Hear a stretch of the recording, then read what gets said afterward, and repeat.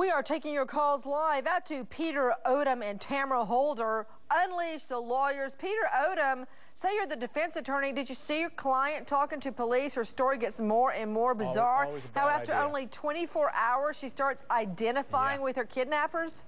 Right. Always a bad idea to talk to the police this early in the investigation. First thing I would have told her is, don't say anything. Let's see what the police have against you, and, you know, maybe we'll respond, maybe we won't. She's not helping herself with all these things that she's saying. I will say this, though, Nancy. Everything we are hearing from her points to some pretty significant delusional behavior. Wait. Everybody, you're seeing family photos from Gray's Facebook page. Peter Odom, I want to look you in the face when you say that. What it says to me, while she was having all that sex with her boyfriend and talking about him shooting her husband's head off, sounds to me like she wanted to make a quick $50,000 instead of getting a job. Like, you work hard, you work long hours and weekends. Eleanor, I know how hard you work, especially when you're prosecuting a death penalty case. Tamara, I'm sure your practice of law has no walk in the roses. So, long story short, she didn't want to work. She wanted her husband to fork over $50,000. She gets the cash, then she just divorces him. But, Nancy, she could have had millions of dollars for the asking. She was a millionaire. Just the fact that she's asking for $50,000 from her millionaire husband is delusional. Her husband is a millionaire, Tamara. Nancy, yes. I agree that this boy toy has some supernatural powers, you know, to brainwash within 24 hours. On the screen, I want to see this.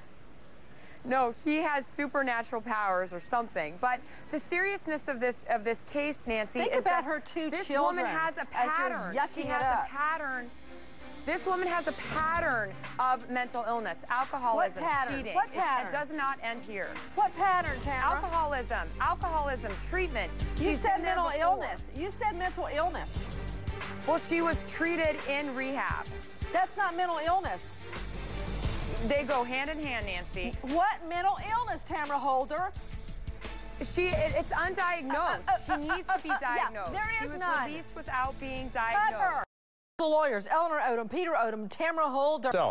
We've heard of Stockholm Syndrome, where sometimes kidnapping victims actually identify with their kidnappers. Hey, Peter, there's no kidnapping. So there's no Stockholm Syndrome, okay? There was no kidnapping. That was her with her lover, okay? You do get it, right? She was never kidnapped, Peter Odom. This case still has questions all over it, Nancy. Well, could you explain to me, Peter Odom, since there's no kidnapping, he had some power over her. He had some power over her that we haven't explored yet. Yeah, I heard you the first 4 times you said that. To you, Tamara, maybe I can get it out of you. Since there's no kidnapping, how could there be a Stockholm Syndrome where you start to identify with your kidnappers? I don't think there's a Stockholm Syndrome here, but I do think that the woman has mental problems. Well, let's talk about that just one moment. And alcoholism. Dr. Marty McCary, physician and professor.